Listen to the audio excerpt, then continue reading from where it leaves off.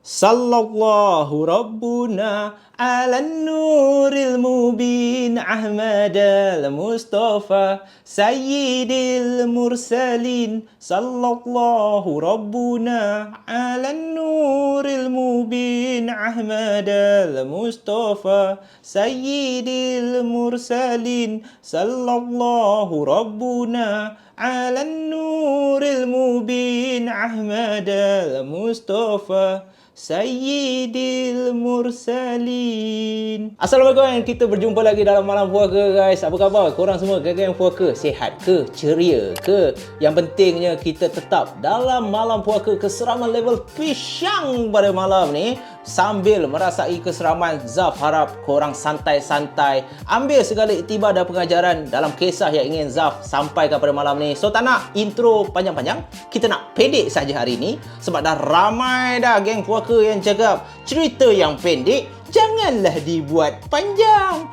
terus je lah, straight to the point. So nak tak nak, kita straight to the story lah amboi.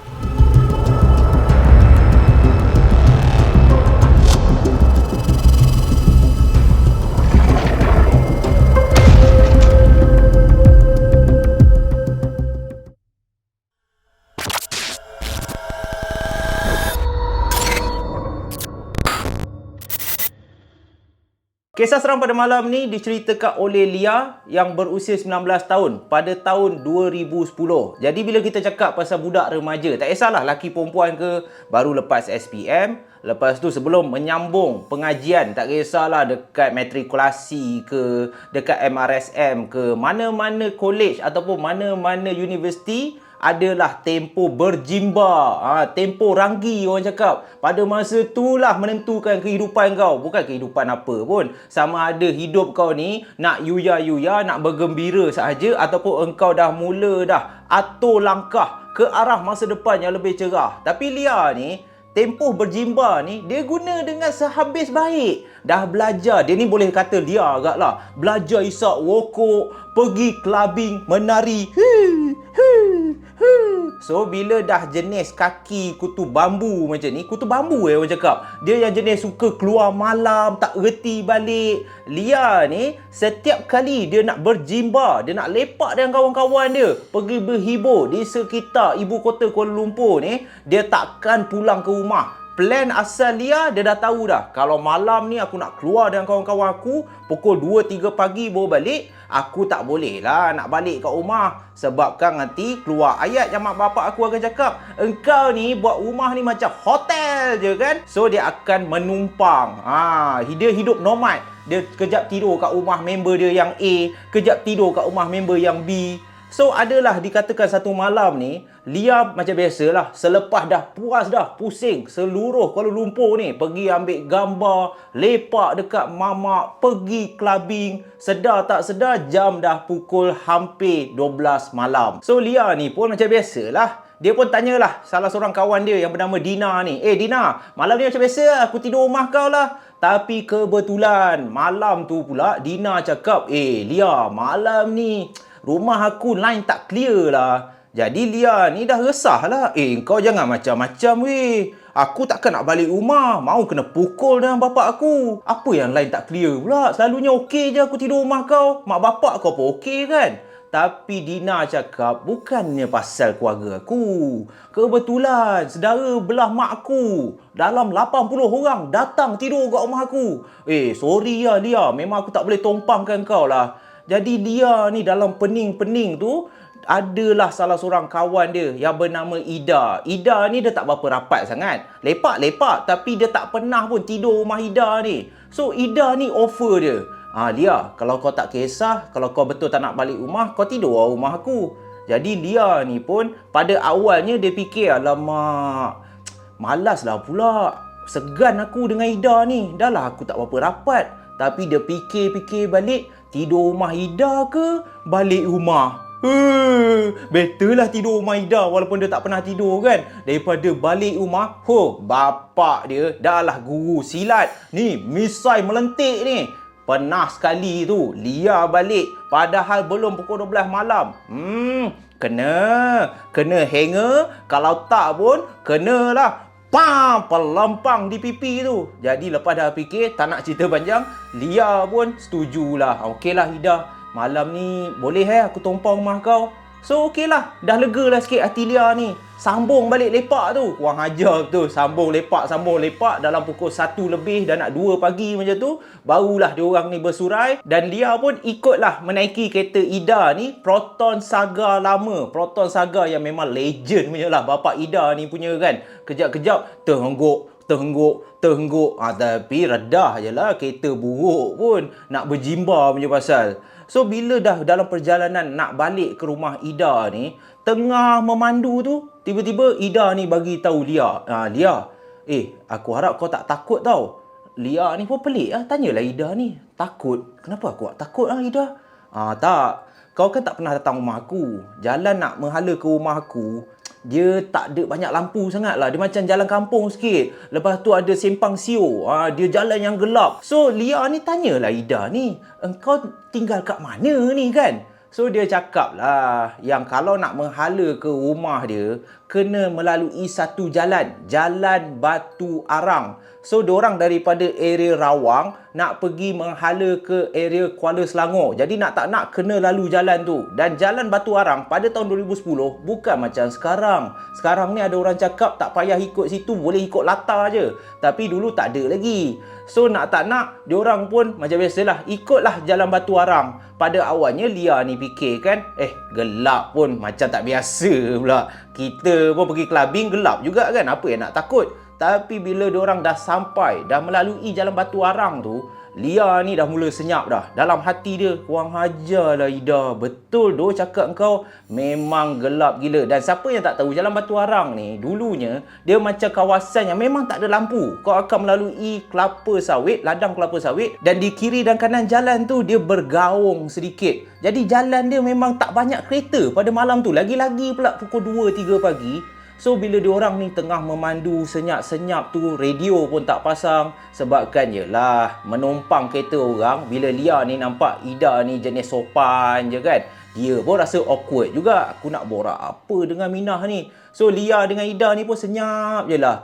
So adalah satu selekoh kat jalan Batu Arang tu. Tiba-tiba daripada jauh, Lia ni nampak tau, dia perasan. Lepas tu dia tegur lah Ida ni, Ida, kau nampak tak kat tepi jalan tu? Apa benda lah? Jadi diorang ni pun mulalah melihat apa benda yang dekat tepi jalan tu. Nak cakap motor, tapi apa hal yang slow sangat. So bila dah makin dekat, rupa-rupanya memang motor. Tapi orang bukan naik motor, orang tengah tolak motor. Diorang berdua ni nampak ada seorang lelaki dekat jalan yang gelap tu, tengah duk menolak motor. Jadi disebabkan kesian, Lia ni dia tak sedar dah lah kau tumpang kereta member. Tapi terpacul daripada mulut Lia ni, Ida, kesian doh abang ni. Dah lah kawasan ni gelap. Kita tumpang kan nak? Tapi Ida terus je cakap kat Lia, kau jangan lah. Engkau tak biasa lagi kawasan ni. Aku dah biasa dah. Kadang-kadang tak boleh percaya orang duduk sini. Baru je 2 minggu lepas abang aku kena rompak kat jalan ni lah. Tak payahlah. Kita tak payah tumpangkan lah. Jadi Lia ni pun ikut je lah cakap Ida ni. Betul juga. Katalah kan disebabkan baik hati dia tu, kejap kan tumpangkan orang tu perompak ke? Kalau perompak tak apa lagi. Yang Lia duk fikir, katalah dia perogol. Banana.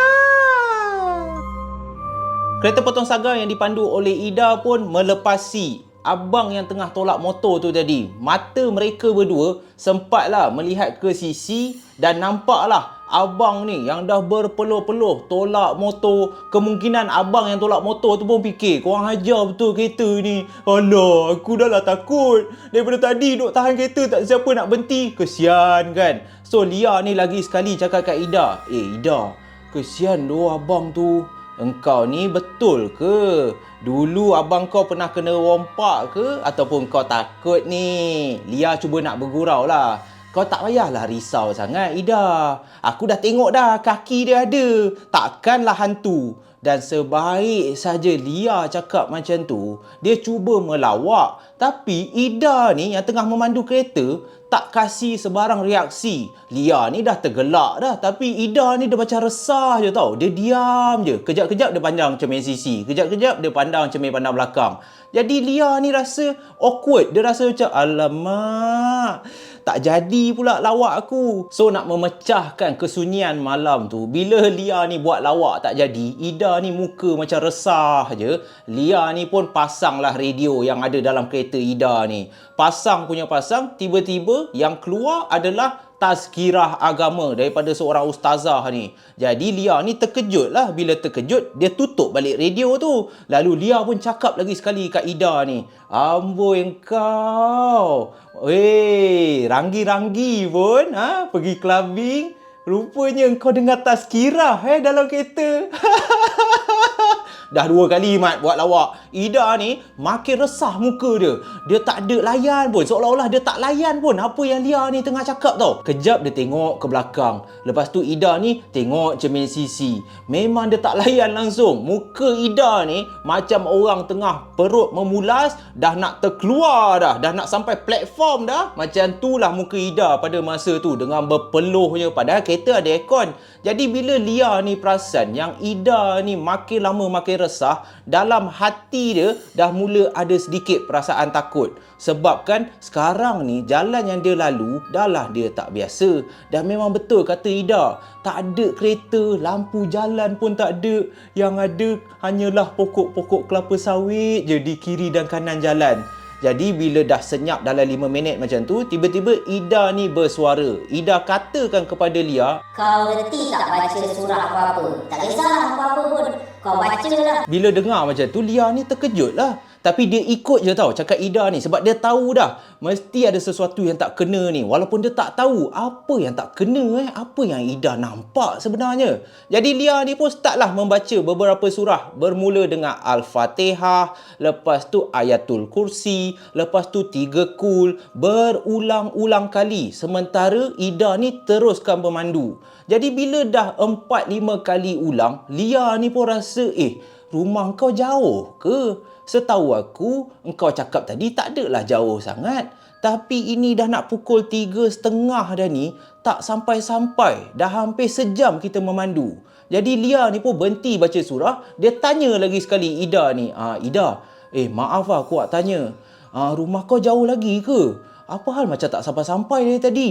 Lalu Ida pun cakap lah dekat Lia, itulah sebab tu aku suruh kau baca surah. Kau baca je lah. Aku rasa aku dah terlepas sempang nak masuk rumah aku tadi. Ni aku tengah cari jalan. Tak apa, kau baca je surah. Jadi Lia ni pun sambung lah baca. Tapi baca surah yang sama je lah. 3 Qul, Ayatul Kursi. 3 Qul, Ayatul Kursi. Bila dah asyik surah yang sama je, Lia ni pun rasa, bosan pula asyik surah yang sama. Kan nanti Ida ni fikir aku tak reti baca apa-apa ayat pula kan. Dia campur sekali kau.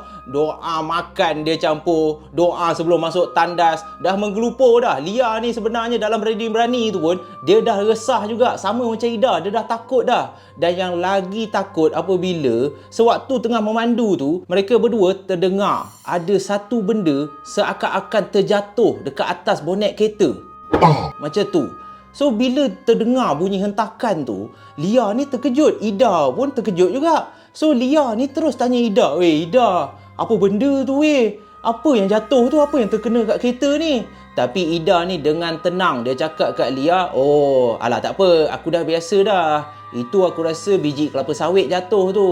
So Lia ni pun layanlah kerja. Walaupun dalam hati dia, bila dia tengok pokok kelapa sawit tu, tak logik alasan kau ni. Celah mana pula biji kelapa sawit boleh jatuh? Pokok-pokok kelapa sawit ni pun rendah-rendah je. Tapi dia layankan je lah. So memandu dalam 5 minit, dengar lagi sekali, terjatuh lagi, dekat atas bonet kereta tau. So masa ni Lia dah tak sedap hati dah. Dia terus tanya lagi sekali dekat Ida. Ida, tu apa pula jatuh tu? Ha? Pokok kelapa sawit juga ke jatuh? Ida pada masa ni dah tak endahkan dah apa yang dikatakan oleh Lia. Ida ni pun air mata dia dah mengalir dah. Lia ni dah menggigil satu badan dah bila tengok Ida ni tak semena-mena tiba-tiba menangis. Jadi dalam keadaan yang kritikal macam tu, dua-dua perempuan ni dah tak tahu apa sebenarnya yang berlaku kepada mereka. Ida ni pun capailah keluarkan handphone dia dan dia pun call bapak dia. Jadi bapa si Ida ni pun di hujung talian tu, dia pun mengajar. Dia suruh Ida ni ikut. Ida, kau ikut cakap ayah ni. Kau baca apa yang ayah baca. Lalu Ida ni pun ikutlah apa yang ayah dia baca, dia baca. Apa yang ayah dia baca, dia baca. Lia ni dekat tepi pun terpaksa tahan. Sedangkan dia pun dah nak menangis dah. Dia dah tak tahu bunyi hempasan. Lepas tu tiba-tiba nampak Ida ni seakan-akan tak betul. Dan sekarang ni, lahai, dah baca surah pula.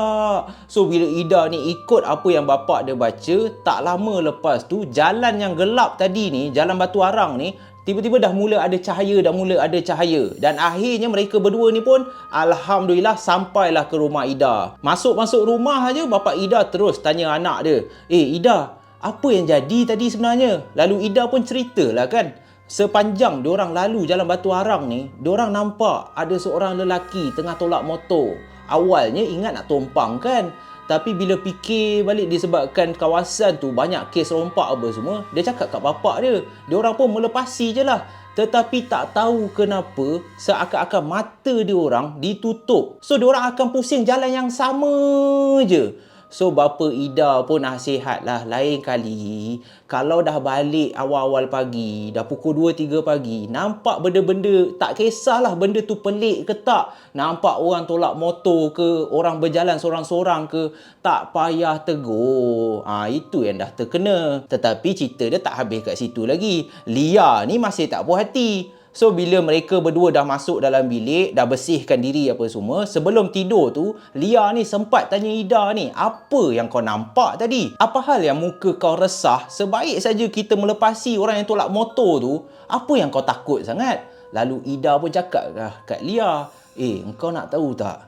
Memang betul, abang yang tolak motor yang kita nampak kat tepi jalan tadi tu, bukan hantu, memang orang. Jadi Lia pun tanyalah, dah kalau orang, kenapa yang kau senyap je? Kejap-kejap kau pandang belakang, kejap-kejap kau pandang belakang.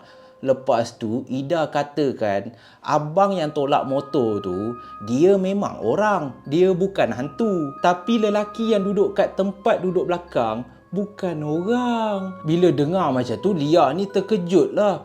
Memang ada orang ke duduk kat tempat duduk belakang? Dan Ida pun menganggukkan kepala. Ya, sebab itulah bila kita dah lepas je berada tolak motor tu, aku pandang cermin lah, aku pandang cermin belakang. Aku nampak ada seorang lagi tu tengah duduk dalam kereta kita, seakan-akan bentuk seorang lelaki. So dah memang menggelabah lah. Sebab itulah Ida ni suruh Lia ni baca apa saja surah yang kau tahu, kau bacalah. Dan Lia pun terus tanya lagi, bunyi hentakan tu apa pula? Benda tu juga ke? Dan Ida katakan, aku time tu, aku dah tak tahu nak jawab apa kat kau. Kan nanti aku jujur, engkau dengan aku takut. Aku dah memang takut dah. Sebenarnya yang hentak tu bukannya biji kelapa sawit yang jatuh. Lia tanya Ida, kalau bukan biji kelapa sawit yang jatuh, apa yang jatuh? Dan korang nak tahu apa yang Ida cakap? Sebenarnya, sebaik saja dengar bunyi hentakan tu, lagi sekali dia memandang ke arah cermin belakang dan dia nampak dekat belakang kereta dia orang ada kelibat cong ataupun hantu bungkuih, ataupun nak senang lagi faham, pocong. Dia nampak kelibat pocong ni tengah melompat ke arah kereta dia, seolah-olah pocong ni tengah mengejar kereta yang Ida bawa ni. Lompat. Dan Ida nampak pocong ni menghentakkan kepala dia ke arah bonet belakang kereta. Sebab itulah bunyi hentakan. 2 kali Ida nampak pocong tu, bila dah hentak, pocong tu ke belakang. Lepas tu kejar lagi sekali, hentak lagi sekali. Jadi disebabkan kejadian yang dialami oleh Ida dan juga Lia tu telah membuatkan Lia dah tak berani dah sepanjang dia keluar malam, sepanjang dia tidur. Rumah kawan-kawan dia, rumah Ida ni lah yang paling menyeramkan. Itulah kali pertama kejadian mistik, kejadian yang menakutkan yang Lia ni alami. Ida ni boleh dikatakan bukan pengalaman pertama. Sepanjang dia lalu jalan Batu Arang tu, boleh dikatakan keras jugalah jalan tu. So aku harap korang terhibur dan dapat segala pengajaran daripada kisah Lia ni. Pendek sahaja. Dan kalau korang ada sebarang kisah-kisah seram, pengalaman-pengalaman mistik, terjumpa benda-benda ataupun kejadian yang menakutkan, korang boleh kirimkan di alamat email haidamuzaffar.tv@gmail.com dan insya-Allah Zaf akan berkongsi di malam puaka bersama semua geng-geng puaka. Jadi kisah pada malam ni pendek sahaja, korang kekal ceria dan menyokong Zaf channel. Insya-Allah aku akan sampaikan kisah-kisah yang lebih menarik dan korang boleh tinggalkan komen dekat bawah. Yang paling penting jangan lupa tekan button like, subscribe dan jangan skip iklan. Kita jumpa lagi dalam malam puaka yang akan datang guys. Stay safe, stay healthy. Bye bye.